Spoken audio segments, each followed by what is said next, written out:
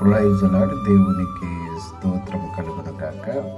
June నెల 3వ తారీఖు 2026 నేటి దేవుని వాగ్దానమేమనగా, జీవ వృక్షమునకు హక్కు గలవారి గుమ్మముల గుండా ఆ పట్టణములోనికి ప్రవేశించినట్లు తమ వస్త్రములను ఉదుకుకొనువారు ధన్యులు.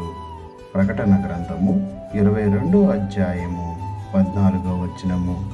దేవుని యొక్క మహోన్నతమైన ఈ వాక్యము ప్రతి వారి ఎడల నెరవేరాలని కోరుకుంటూ, సియోను ప్రతిధ్వని మినిస్ట్రీస్లో మీ సహోదరుడు. Amen, amen, amen. Like, share, subscribe. ఆమేన్.